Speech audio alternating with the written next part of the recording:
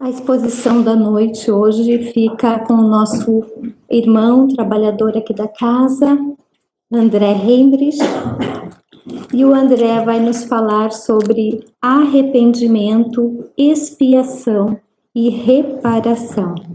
Que a espiritualidade amiga, então, te conduza neste momento. Obrigado, Pedro.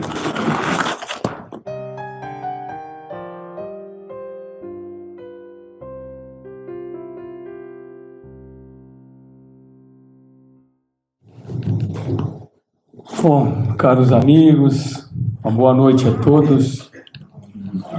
Queremos agradecer a presença de todos encarnados e desencarnados e que possamos receber as bênçãos da espiritualidade superior que, conforme nos prometeu o Cristo, onde estivesse dois ou mais reunidos em seu nome, ele estaria presente.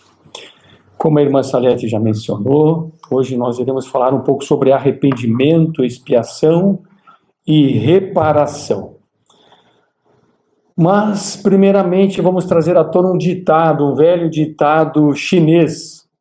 E esse ditado diz assim: o sábio aprende com o erro dos outros, o tolo com os próprios erros. E o que é o livro O Céu e o Inferno? O livro é um manual para sábios. Porque o que faz o codificador Kardec? Ele entrevista espíritos que viveram como nós estamos vivendo, que desencarnaram, e faz uma simples pergunta. Como é que você está aí? E alguns responderam, muito bem. Outros, bem. Outros responderam, mais ou menos. E outros responderam, muito mal. Então ele separou por grupos, selecionou, e aquilo que ele trouxe para o livro O Céu e o Inferno foi aquilo que ele selecionou de mais representativo, cobrindo todas as classes sociais da época, todos os níveis de instrução, vidas diferentes, uma variedade. E fez um estudo de casos e perguntou assim, para cada um, né? Quem foi você? E uma senhora respondeu, eu fui uma rainha. Nossa, você foi rainha? Fui. E aconteceu isso. Então ele foi fazendo o estudo de casos e depois de estudar esses casos, o que fez o codificador? Escreveu a primeira parte do livro Céu e o Inferno. A primeira parte do livro é, então, uma reflexão sobre o material colhido da experiência daqueles que viveram assim como nós estamos vivendo. E ele publicou o livro. Adivinhem com qual propósito? Na esperança de que nós não cometêssemos aqueles mesmos erros. Na esperança de que aprendêssemos com a experiência do outro. Porque a morte é um grande julgamento. A desencarnação é o momento da nossa avaliação. Nós devolvemos todas as possibilidades que nós recebemos, todo o material recebido, todas as oportunidades. E é como se nós precisássemos, assim, apresentar um relatório. E feito isso, o codificador sistematiza alguns princípios da justiça divina. Entendo que ele jamais teve a pretensão de esgotar a justiça divina. E por que dizemos isso? Porque há aspectos da justiça divina que nós, todos nós aqui presentes, só teremos acesso quando nos tornarmos espíritos puros, ou seja, espíritos mais evoluídos. Porque hoje está fora da nossa compreensão. Há elementos na lei divina que nós não compreendemos. Isso não significa que eles não sejam soberanamente justos e bons, porque são soberanamente justos e bons, mas é que Deus opera numa escala maior da nossa compreensão. E o que nós queremos dizer com isso? Você olha para aquela menininha que só tem 2 anos e fala assim: nossa, tadinha, ela está com câncer. Essa menininha com 2 aninhos. Mas você está falando do corpo ou do espírito? Quem tem 2 anos é o corpinho físico daquela criança. Porque um princípio que nós aprendemos no Espiritismo é que o espírito ele é imortal. É que o espírito possui várias existências e mais. Elas são solidárias. E o que é solidariedade das existências? Vamos dizer de um modo simples. Tem coisas nessa vida que vêm de outra. É simples. Porque se Deus é soberanamente justo e bom, por que aquela criancinha de 2 aninhos já teria câncer, não é mesmo? Então é simples, tem umas coisas nessa vida que vêm de outras. Eu não sei de qual, nós não sabemos, mas é de outra. E é simples. Porque as existências são solidárias. E aqui nós temos um elemento que, se a justiça humana só possui a força, não é assim? Alguém comete um delito, um crime, é algemado e é preso à força. Já a justiça divina possui o quê? A reencarnação. Esse é o elemento. E nós não conseguimos perceber um instrumento tão poderoso quanto esse. Vamos dar um exemplo para que a gente entenda melhor, que é o maior obstáculo da justiça humana. Meus irmãos, como nós reparamos um erro que tirou a vida de alguém? Como que a justiça humana faz isso? Como ela vai reparar? Não tem reparação, não é mesmo? Você vai substituir por dinheiro? Quanto vale a vida do teu filho? Quanto vale a vida da pessoa amada? Não tem dinheiro que pague. Então, a reencarnação como instrumento da justiça divina, ela estabelece algo maravilhoso. Tirou a vida, dá a vida. Vida por vida. Porque é possível. A reencarnação, ela renova todos os cenários. Renova todos os cenários. E ela dá condições à justiça divina para que tudo seja refeito nos mínimos detalhes. Tudo seja reconstruído. E isso é extraordinário. Extraordinário. Mas tem mais. No livro O Céu e o Inferno, especialmente, no capítulo 7, tem um item chamado Código Penal da Vida Futura, que é uma espécie de lei. Lei criminal da justiça divina. E nós estamos falando aqui especificamente das leis que dizem respeito à violação da lei divina.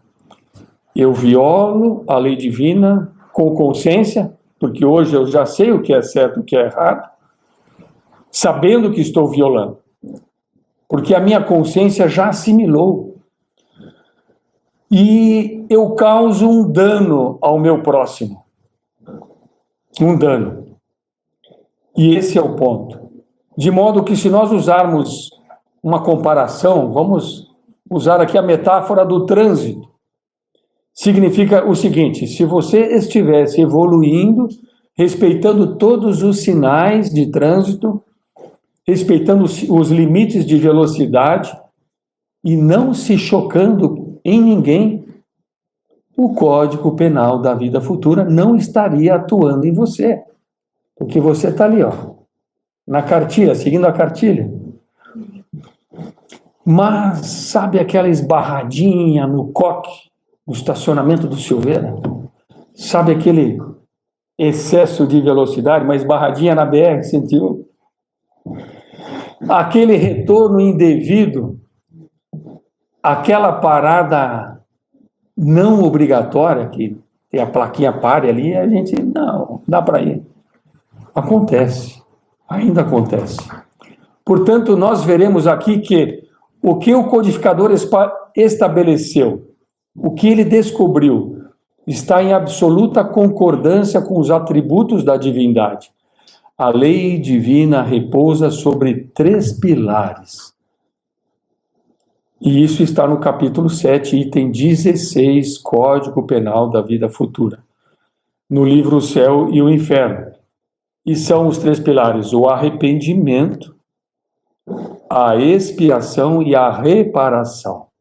Isso é da lei, todos nós passamos por esses 3 pilares.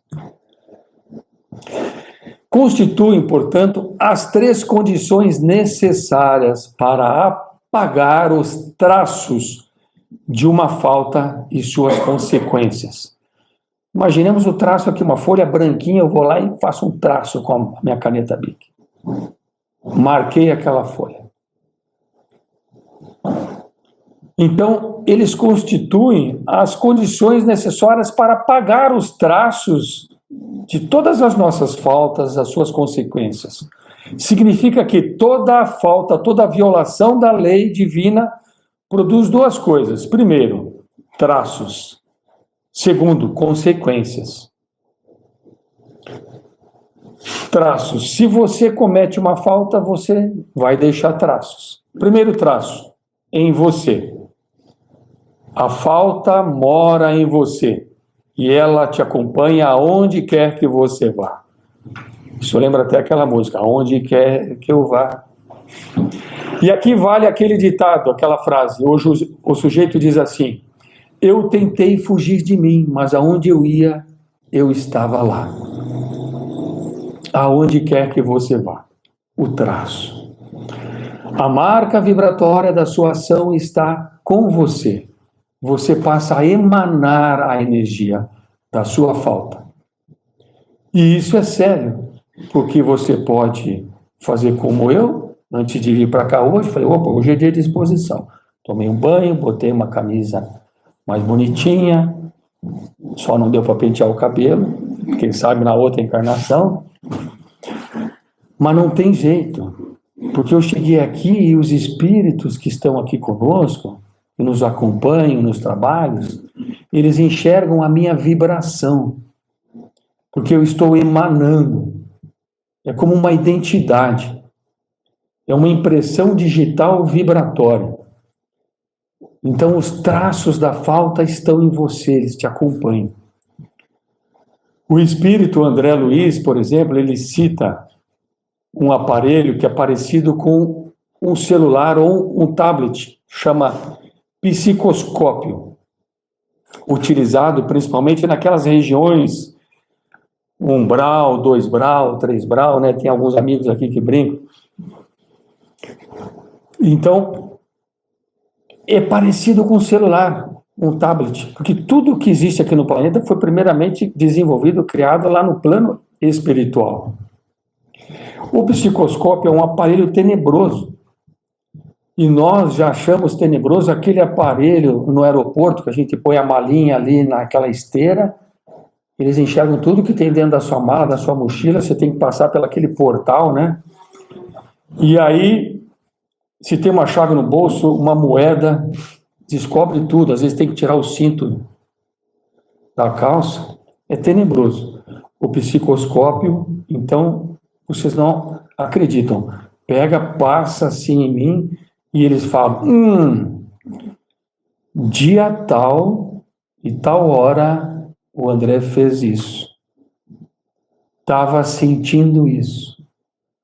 Falou tal coisa, mas a intenção dele, o que ele estava pensando era totalmente diferente. Emanou. E passa então um filme 5D, 6D. Então significa que os traços estão com você. E se estamos achando pouco, tem mais. Os traços estão também no outro que sofreu o teu dano. E tem mais, os traços estão também na comunidade que presenciou aquele ato. E isso é muito lindo. Está na parábola do filho pródigo, e Jesus disse isso. Lá na parábola, o filho chegou, o filho caçula, e disse, pai, me dá minha parte que eu vou embora. Como diriam os jovens hoje, vazei, pai. E foi embora. E ele não entendeu. Porque fica parecendo leve, né? Dá a minha parte, mas não é bem assim. Ele cometeu uma falta e teve 3 traços. Primeiro, um problema com o pai. Porque naquela tradição, pedir antecipação de herança para um pai era desejar a morte dele. E constituía um desrespeito ao pai. Violou o mandamento do honrar ao pai.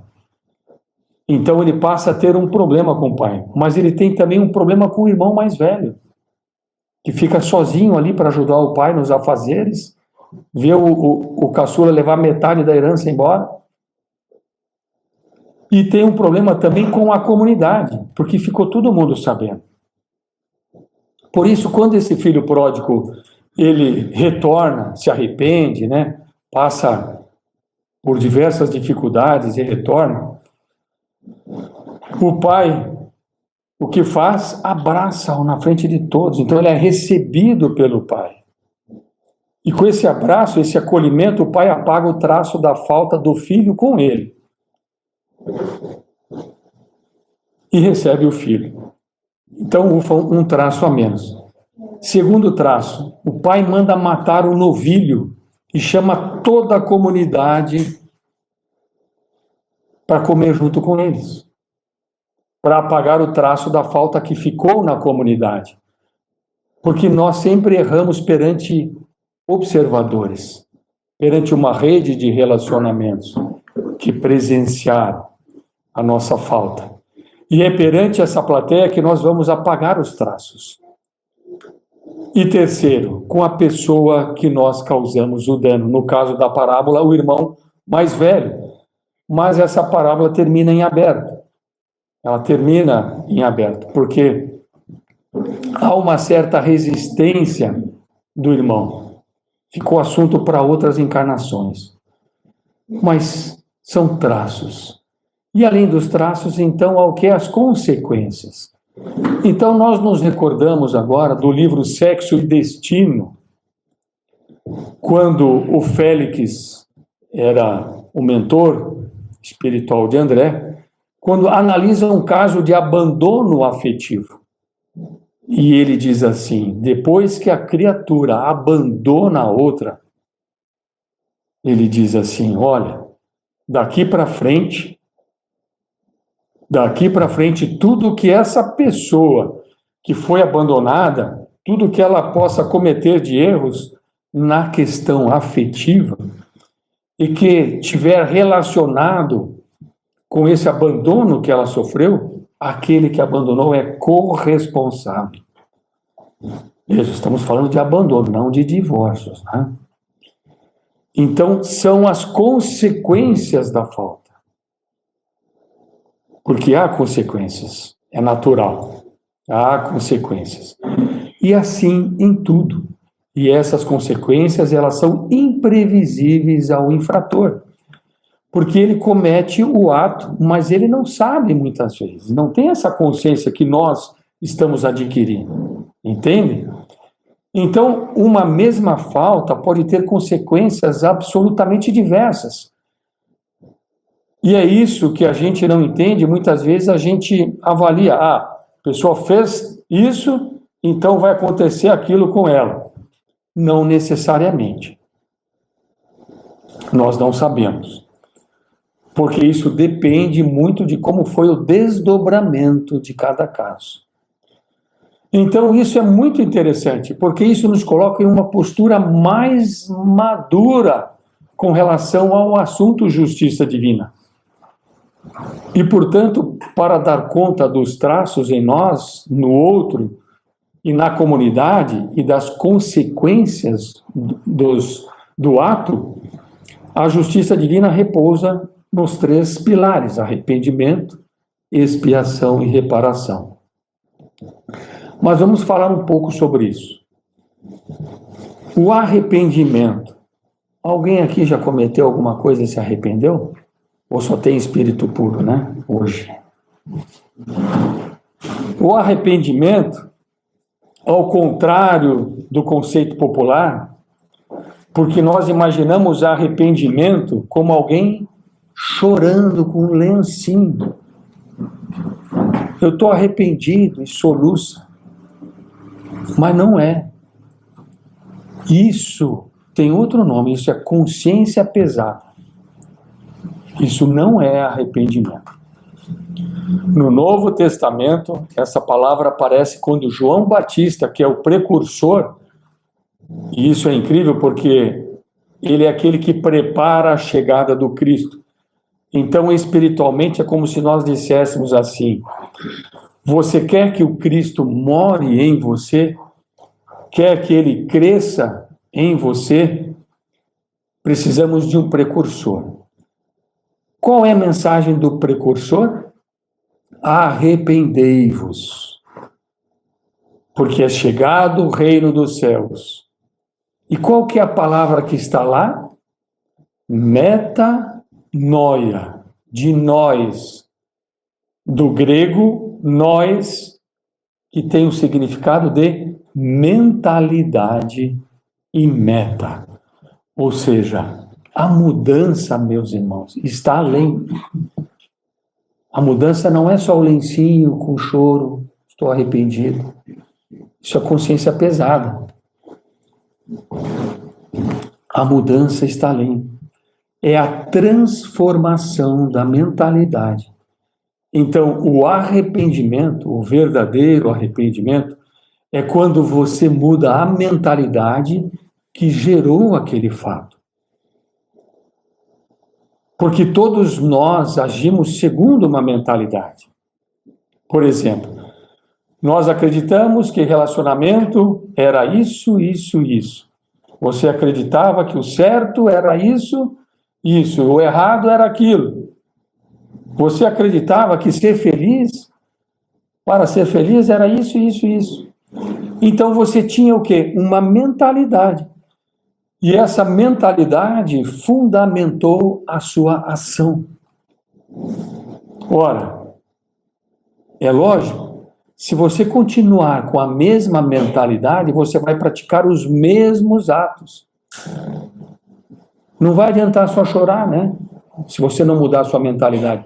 É por essa razão que o Espiritismo é uma obra renovadora do homem. Por quê? Porque ele muda a nossa mentalidade.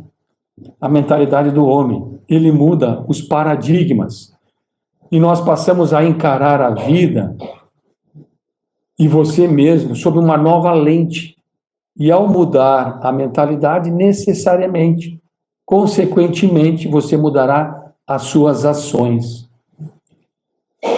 Então, olha só, hoje nós estamos aqui todos reunidos, estamos estudando a doutrina espírita, né, buscando uma mudança no nosso olhar, na nossa mentalidade. A casa possui vários cursos para quem quiser participar.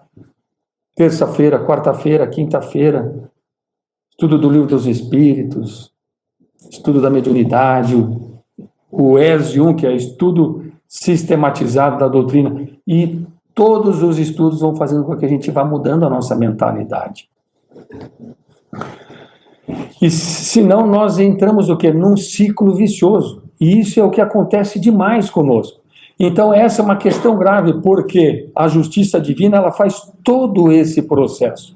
Arrependimento, expiação e reparação. Aí você repara. Mas não há uma garantia de que você não voltará a cometer o mesmo erro se o arrependimento não for completo. Se não houver uma mudança da mentalidade. Então, o que pode acontecer é o seguinte. Sabe aquele desafeto seu? Que está vindo... Você está caminhando pelo mesmo lado da calçada, você atravessa a rua? Sabe? O que pode acontecer é o seguinte. Dessa vez, ele está te causando um prejuízo, na outra foi você. Na anterior foi ele. Na outra foi você, mas na anterior foi ele, na outra foi você. Pô, peraí, em que capítulo que nós estamos mesmo? Então, os espíritos que nos dirigem a nossa evolução, eles olham assim para esse quadro e falam: ah, meu Deus do céu, que jogo repetitivo. Porque só altera a posição. Altera a posição. Então você olha e fala assim, coitadinho dele, é vítima, viu o que fizeram com ele? É vítima. Vítima. Essa é a 25ª vez dele como vítima. Mas é a 36ª como algoz. Entende? Então a primeira base da justiça divina é a mudança da mentalidade. Eu preciso olhar e pensar naquela frase que Chico Xavier nos deixou. Embora não seja possível voltar atrás e fazer um novo começo, todos nós podemos recomeçar e fazer um novo fim. Eu posso reconstruir, recompor, alterar, agir de modo diferente, mudar a minha perspectiva, a minha visão. Esse é o verdadeiro arrependimento. Sem isso não se apaga o traço da falta. E por quê? Porque ele vai voltar a repetir. A falta vai voltar a repetir. Você pode apagar na comunidade, você pode apagar o traço da falta na pessoa que você prejudicou, mas não apagou em você. E pode voltar a repetir com outras pessoas. Então, falamos sobre o arrependimento. Agora, segundo, expiação. Esse vamos deixar para o fim porque é um pouquinho mais complexo. Reparação. Reparação é tratar das consequências do ato. Consequências do ato. Isso é reparar. Porque há uma regra básica no universo. Vamos dizer com todo cuidado. Plantou limão, vai colher limão. Mas aí os espíritos dizem assim, não, você vai coordenar a colheita. E por que coordenar a colheita? Porque aí entra a misericórdia divina. Porque às vezes você plantou tanto limão, daquele bem azedo, que se você não tiver a misericórdia divina, uma ajudinha, meu amigo, você vai sofrer. Então, você vai coordenar. Então, tirou do lugar, adivinha quem vai colocar no lugar? Você. Encontrou com uma criatura e deixou ela perturbada, adivinha quem vai recebê-la? Você. A reparação tem uma coisa sensacional, e aqui nos lembramos agora do livro Nosso Lar, psicografia de Chico Xavier, através de André Luiz. André Luiz está lá na colônia Nosso Lar, depois que ele foi resgatado no umbral, né? Estava no umbral, está lá na colônia Nosso Lar, e a mãe está numa esfera superior. Mas ele era médico, e ele está numa esfera abaixo da mãe, que era prendas do lar. E ele estudado, né? Mas ela não, ela era dona de casa. E está numa esfera superior. E o pai? O pai está numa região assim, umbral, 2 ou 3 graus. um pouquinho mais densa. Lá está ele com as suas duas amantes. Mas é claro, ele poderia estar com quem mais? Ele só ficava com elas durante a última encarnação? Está lá com as duas amantes. Os três. E André Luiz fica confuso com aquilo e ele fala: mamãe, como é que nós vamos fazer? Eu não estou conseguindo ajudar papai. E a mãe fala: fique calmo, meu filho. Nós já temos um plano. Tem, mamãe? Temos, filho. E aí a gente percebe que é o aspecto da reparação, onde entra a misericórdia divina. E ela diz assim, e essa é a lógica: o que o pai de André Luiz ensinou para aquelas duas moças, as duas amantes? O quê? Imagina, um homem abastado, fazendeiro, duas moças novinhas, bonitas. Só ensinou coisas boas para elas, não é mesmo? Perfuminho caro, joia,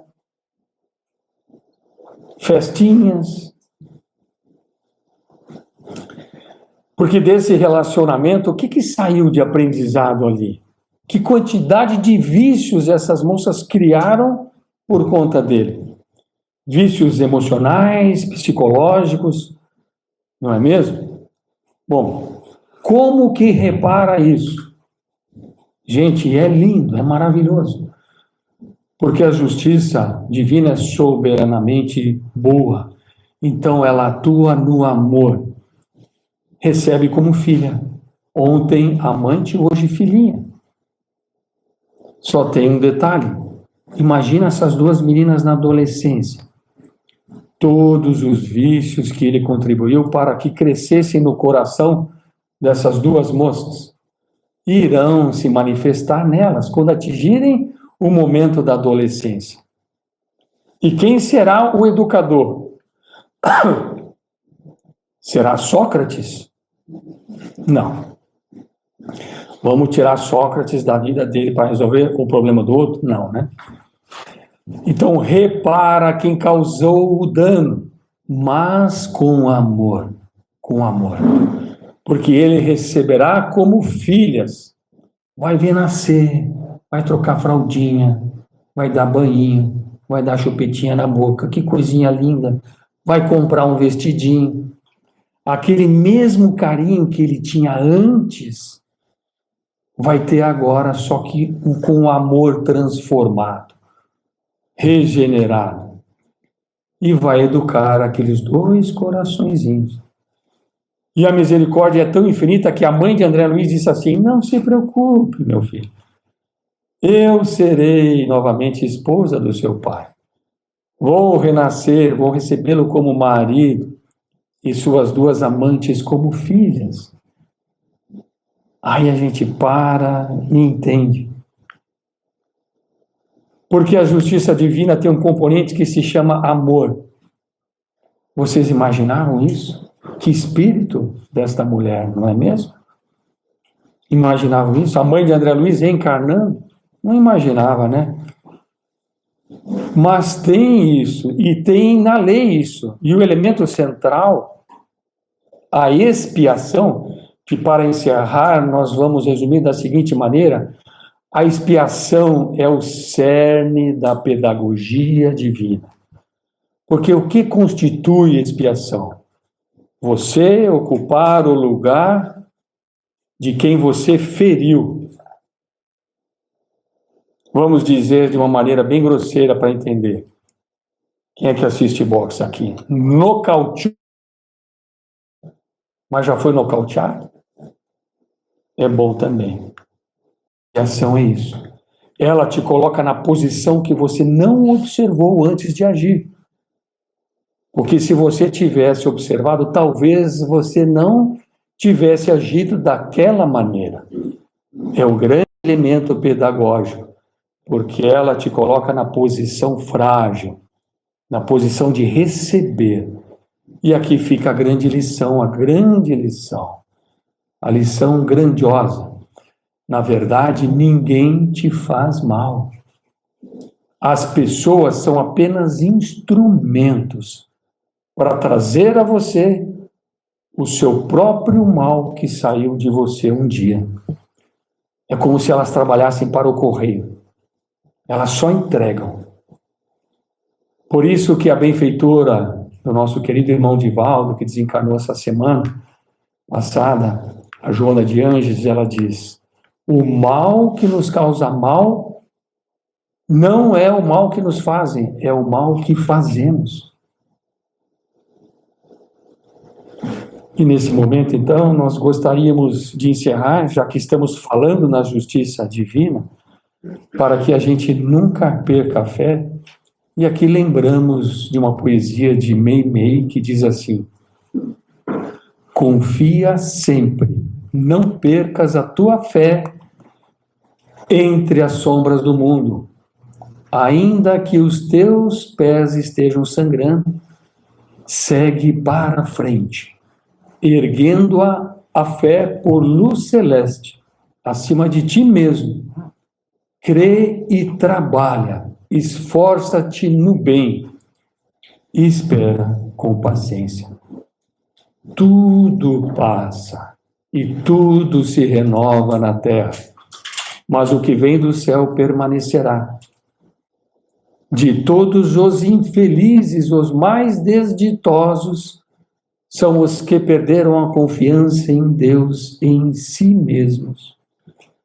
Porque o maior infortúnio é sofrer a privação da fé e prosseguir vivendo.